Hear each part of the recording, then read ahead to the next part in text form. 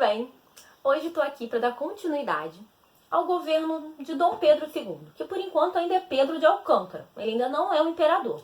Nós vimos o período regencial, no qual ele não tinha idade para assumir o trono, o pai dele foi embora, ele ficou aqui com 5 anos de idade. E enquanto isso, nós teremos regentes administrando este país. E nesse período, várias revoltas aconteceram, tá? E muitas dessas revoltas queriam a sua independência. Então, as elites brasileiras vão começar a ficar preocupadas, primeiro, em manter a unidade territorial deste país que estava em risco e com o futuro da própria monarquia. Então, eram duas coisas que eles tinham que tentar resolver. E lembra que o imperador ainda não tinha idade para assumir. A idade deveria ser 18 anos. E ele não tinha, então por isso nós tínhamos regentes. Nesse contexto todo, vai surgir 2 partidos políticos. Vai surgir não, eles vão ter uma pequena modificação. Tá? O primeiro, que eram os regressistas, eles vão virar o Partido Conservador e eles eram a favor do tráfico de escravos. Era algo muito lucrativo. Então eles queriam que continuasse. O outro grupo, os progressistas, eles vão se tornar o Partido Liberal. Galera, liberal, porque as ideias desse partido para aquele período eram mega diferentes. Por exemplo, eles eram a favor do fim da escravidão, que acabasse com o tráfico de escravos e criassem incentivos para que os imigrantes da Europa viessem trabalhar aqui no Brasil, no lugar dos escravos. Então seria uma outra forma de trabalho. Não seria escravidão, seria um trabalho para os imigrantes, com alguns direitos. Então, liberais, porque eram ideias bem doidas para aquele período.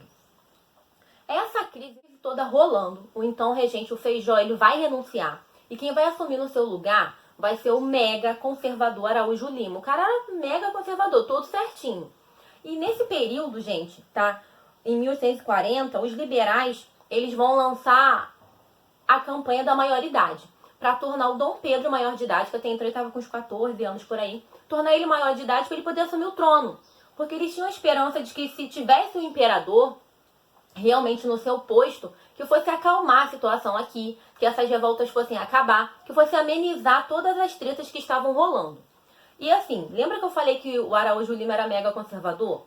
E tinham criado assembleias para poder dar maior autonomia às províncias? Então, ele vai acabar com isso aí, tá? Ele vai acabar com as assembleias legislativas.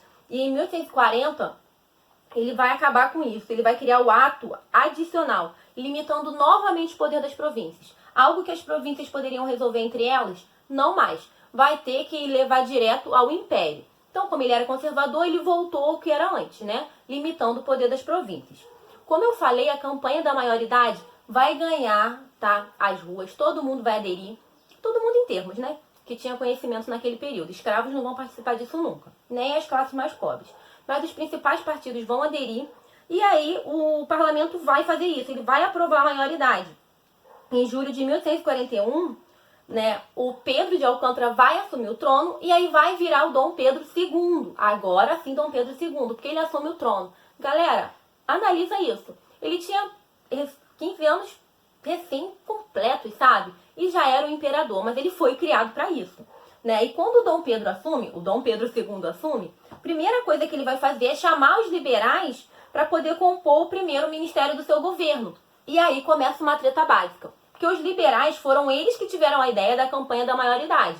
Então o Dom Pedro vai chamar eles. Eles vão falar assim, olha só, Pedrinho, eu não vou assumir enquanto a maior parte, tá, dos conservadores estiverem no seu ministério. Não vou. Então você faça outras eleições, porque senão nós, os liberais, não vamos assumir esse auê aí.